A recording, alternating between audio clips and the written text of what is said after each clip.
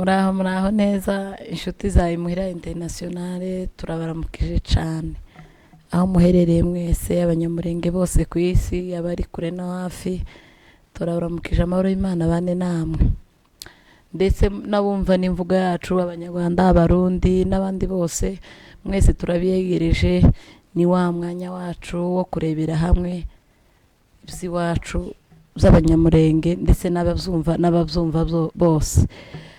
Ku mazina amaze kutumenya ni Nyakazungu Imuhira Internationale kuko mubimenyereye hano tubafitiye umushitsi uwo bita ngo ni perezida w'abayumbe ku isi araza kwivuga wenyine.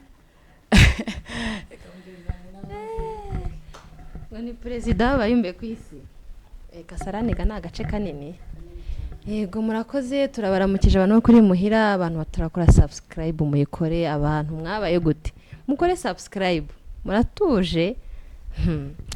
Yego twakiriye uyu mupapa uri imbere yanyu reka bibwire mukurikirane. Arivuga kinyamurenge cyane kwiharutsa kwivuga kinyamurenge kugira ngo tugume twibutsa abantu iby'umuco karibu. Nitwa Ndayizeye Kibinda Wilson ndi umwongera nkaba umwishwa w'abagorora mvuka mu Minembwe niho iwacu kwivuka muri gakondo nkaba ntuye muri Kenya aho bita Kasarani nkaba mba mu itsinda ry'abanyamasengesho abenshi bazi ku Bayumbe nkaba ndi umuyobozi wabo muri aka karere ka Kasarani sengera mu itorero bita Release International Mission.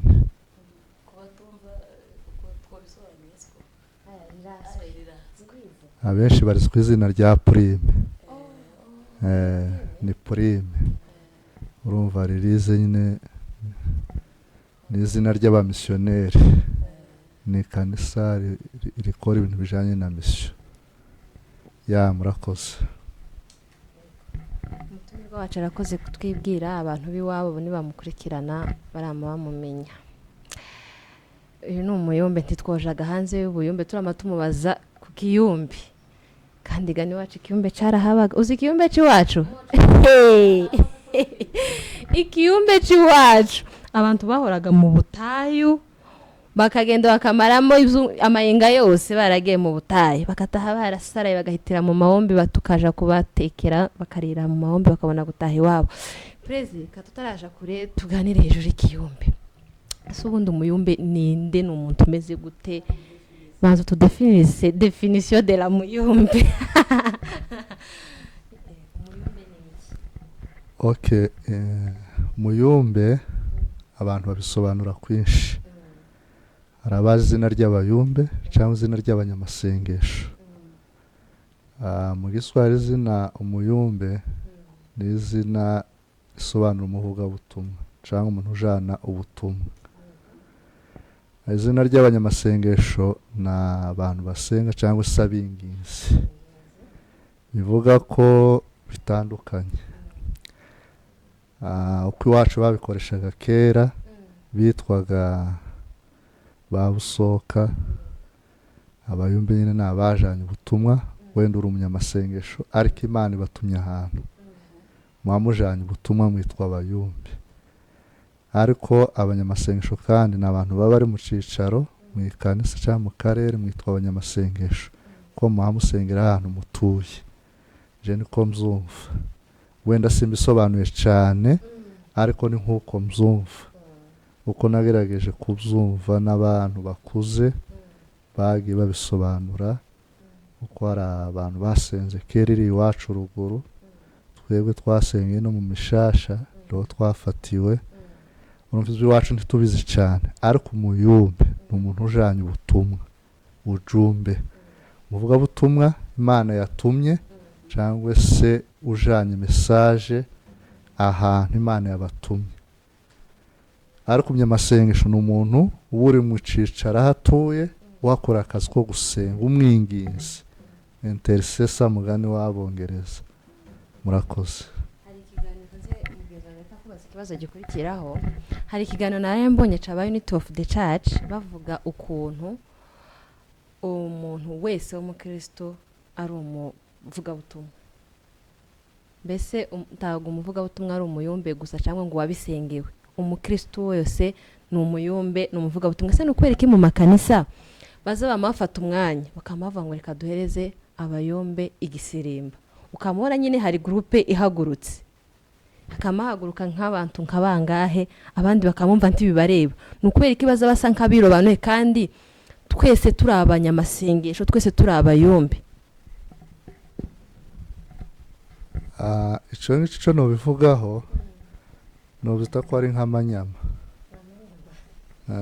Cyo ndana izina ry'ikinyamurenge. Ariko abantu bose, umuntu wese wakijijwe wakiriye umwuka wera wese n'umunyamasengesho kandi umuyumbe. Kuko Imana izi guhamagara yarangiza ikaguheza ijambo ryayo, kaguha umurimo mu ikanisa ugomba gukora. Kuko kuba umunyamasengesho ndatekereza ko si bya pasiteri gusa cyangwa umudiyakoni cyangwa umwarimu cyangwa umuririmbyi cyangwa urubyiruko. Umuntu wese ni umunyamasengesho. Iyo bavuze ikintu bita rero ngo indirimbo y'abayumbe kandi ugasanga bagira groupe akaba ari nawe batayibarizwamo. Uko ntekereza nuko mu makanisa habamo departement nyinshi, habamo na departement y'abinginzi aribo banyamasengesho. Mugihe rero bavuze iriya ndirimbo bariya nibo bumva cyane, nibo babyumva cyane ko aribo bagomba kwiririmba.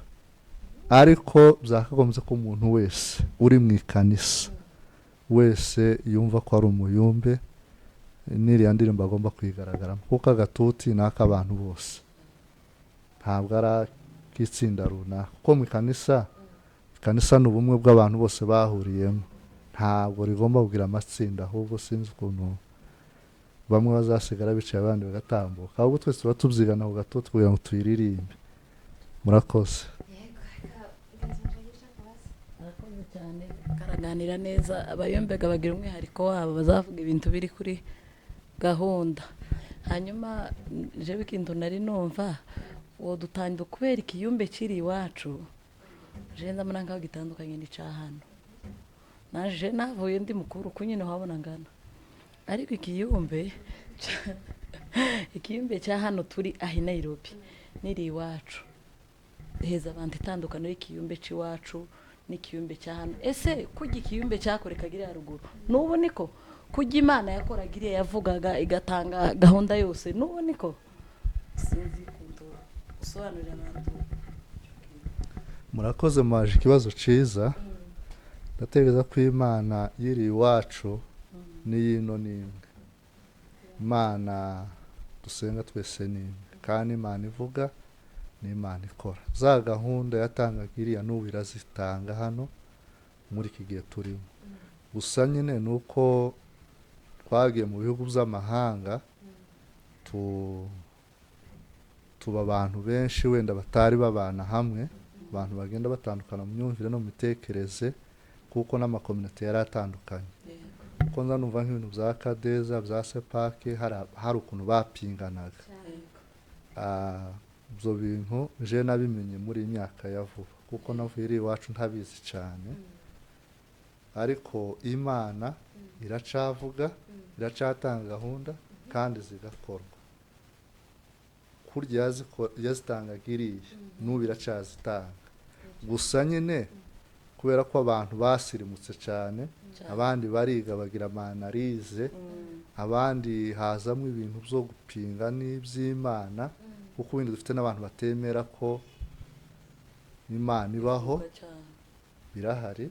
Hari n'abantu batemera ko ibyaha bibaho, babigize ibyera. Niko n'abantu batandukanye kumva ibintu by'Imana. Ariko Imana iravuga, abantu barasenga, Imana ikavuga, igatanga gahunda zigakorwa. Kandi ibyo yavuze mwabikora bigakunda.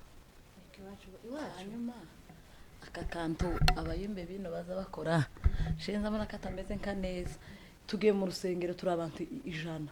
Imana imvuzeho iwacu iyo discipline yarahabaka, kandi Imana ya ruguru ni imwe niyo hano ariko sinzi nimba twavuga ngo abayumbe biriya bariyubaha cyane kurusha n'abaha bariyubaha abantu tubagire uzenda turabacokoye natwe turibo ariko nk'aka kanta abayumbe bari mu kuza umuntu ukarerekwa ngo wowe runaka haguruka tukubwire hariya muri masi iki kintu mbona atari cyiza iwacu ko Imana yavugaga bakagusanga bakakongorera yewe ni gutya na gutya ugenda ubigenze kuriye na gutya bigere gutya wowe kano kanta abayumbe bakora kuvuga muri masi urumva ari keza mu muco bigiye nko mu muco ni ngakabi icyo kibazo kiragoye kugisubiza ariko kandi kiroroshe kuko bitewe n'ababikora ubikora abyumvishe mvuze ko ari bibi yo kumva ko napinze impano ye ariko kandi burya biterwa n'aho umuntu yakuriye n'aho umuntu yarerewe kuko n'amakanisa yose ibintu by'umwuka ntibabikora kimwe hari abanezerwa bagasenga Imana ikavuga bagahanura mu ikanisa abantu bicayemo bose buzuye hari n'abandi bashumba bemera ko umwuka avuga n'Imana ivuga ariko kubwira ngo Imana yavuze banza urebe bagezeho icyo Imana yavuze ibo muri message nibo bari buyitange kuko nibo ba nyiri bantu hakabaga n'andi makanisa nayo ari fure ku bakristo babo umuntu yerekwa agahaguruka agahanura akavuga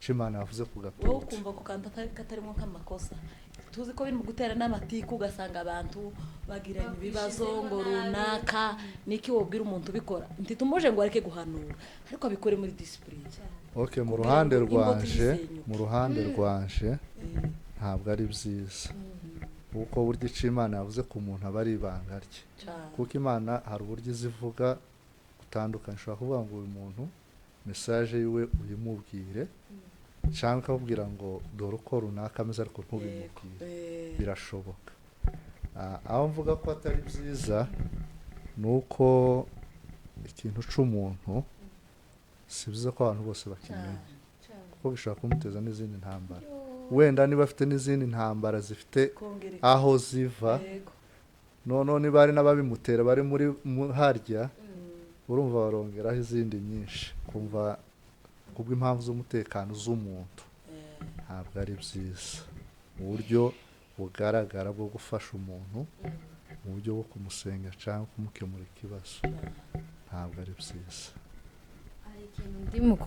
turi mu kubona muri iki gihe abantu b'abayumbe basa n'abatakigira nk'amanota meza muri sosiyete tukamusanga nyine abayumbe hari ukuntu basigaye babafata bakaba babafata nk'aho muri abantu baba benshi bakabafata ko muri abantu baba mu ikanisa mugasaba bakabafata ko muba muri abantu bo mu ikanisa mufatikanyije n'ibindi byaha mbese ukumva ngo ni umuyumbe ariko hanze aza gihora gutya ni umuyumbe ariko aza hanura ariko aza avuga ngo tumuha agafaranga niba nza gukora gahunda nyishurira bitsero n'abantu ukuntu nyine bagenda babyumva ukumva umuyumbe niwe bageretseho ikintu runaka umuyumbe ntitubizere cyane noneho hagera muri kayo kuvuga ngo ndagukeneye mu rugo ngahita nisetingamo niba ari ukuje mwacu ngomba kugira ikintu nkora ni ukubera iki ako kantu kabaye musa nk'abantu bagurisha impano muba mwarahawe n'Imana noneho icyo kibazo ndatekereza ko kitagoye ati gute ubundi umuntu w'umukristo iyo amaze gukizwa umwuka wera w'Imana aramwigisha akamubwira ibyo uko agomba kwitwara mu bukristo bwe niba umuntu afite impano akumva ko kugira ngo afashe umuntu ariko bamuha ifaranga ni ukuvuga ngo impano yiwe nyine ni ubucuruzi niko kazi kimwe n'uriya ucuruza protector ucuruza imyenda ucuruza ibindi bintu byose ko nyine yarayakiriye ahitamo gahunda yo kwicuruza ikindi wenda nosubiza kandi ari mwe mugomba kuba modele ku bantu ubundi abayumbe bose si babi abayumbe nibo bantu ba mbere beza urya watumye abantu batukwa urya nyine nico yahisemo ciwe ku giti ce ariko abayumbe ni itsinda ryiza rigaragara neza kandi rikora ibintu byiza. Naho ku bantu bahamagara abantu babasengera barangiza bakabaha amafaranga, ubundi ikintu cya mbere ugomba gukora wewe, tugomba guhamagara umuntu kugira ngo umuhe ifaranga, mubwire ngo mfite ikibazo ngwino ufashe,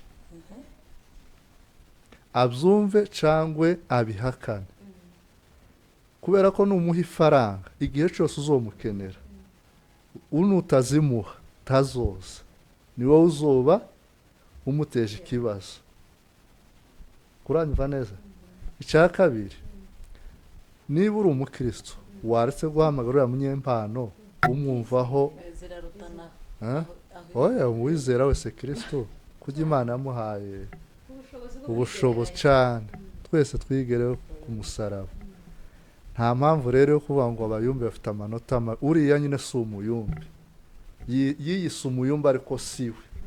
Ariko hari ukuntu turi mu gufata tukihisha mu ikanisa kandi hanze dufite amanota mabi, ariko hariya ku gatuti turabazima kandi cyane bakiyitirira izina ry'abayumbe kugira ngo bari tukihisha.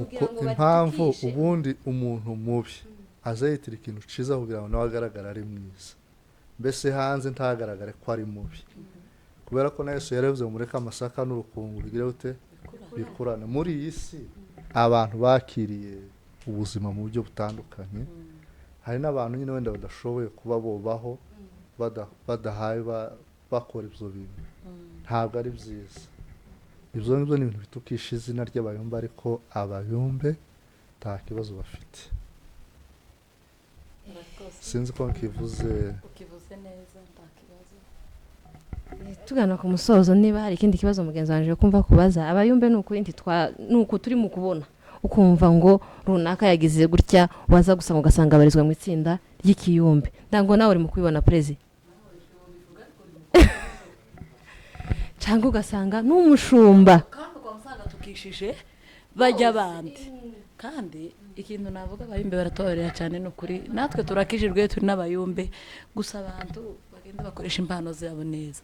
Nimba Imana igutumye kuri njewe kurambwira muri masa hari abantu banyumve, usange bateremwe n'ibindi bintu kintu cyane abayumbe batabarire, ariko umuntu wese uzinga Imana amaye impano y'ubuhanuzi agenda ayikoresha mu buryo bwiza, uburyo bufite isuku, n'iryo zina ugenda urihesha agaciro kimwe n'abapasiteri nuko. Nimba tuvuze umuyumbe, umuntu wese w'umukristo barizwa mu itsinda runaka agende yiheshe agaciro. Kandi niba Imana igutumye umuntu, yemwe ntitwahaye impano zo gusambura ingo, uri mu gusanga umuyumbe Prezi, si ukubasebya. Imana imutumye ku muntu ukamuvuga ngo ese ndubana n'umuntu umeze gutya, kandi wabaje amakuru uzi ko abamwo uko ingo kera kwishe kuri wa muntu. Kandi abayumbe nabo guhuza abantu Prezi, kurumva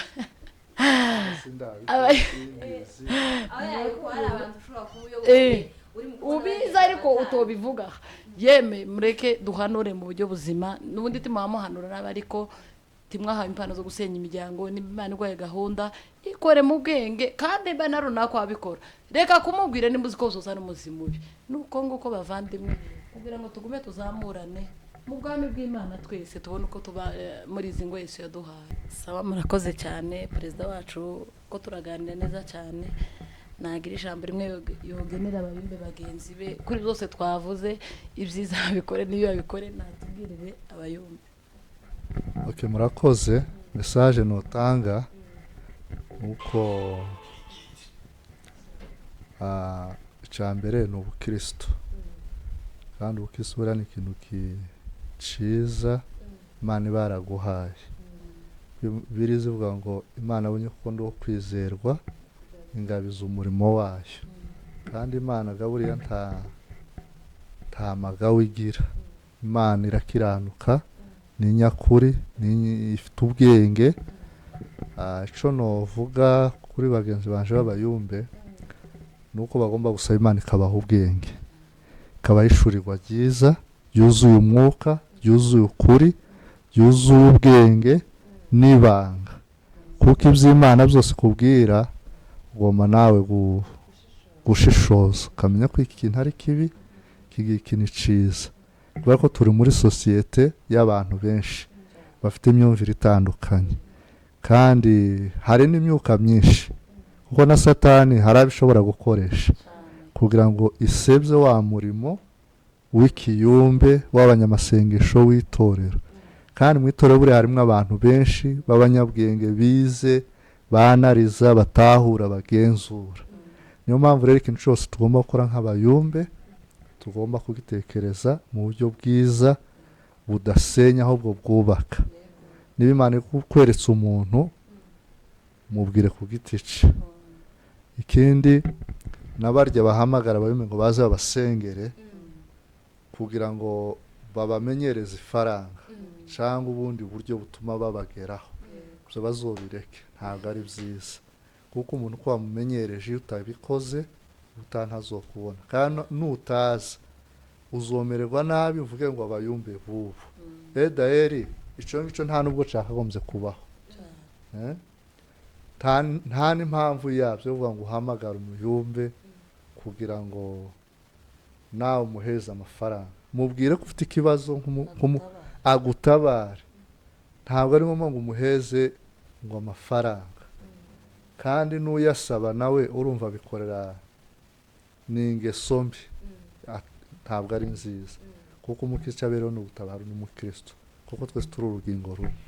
Murakoze rero, Imana ibahe umugisha, abantu bakora ibintu birimo umwuka w'Imana bitajanye n'amarangamutima yabo. Perezida arakoze cyane ku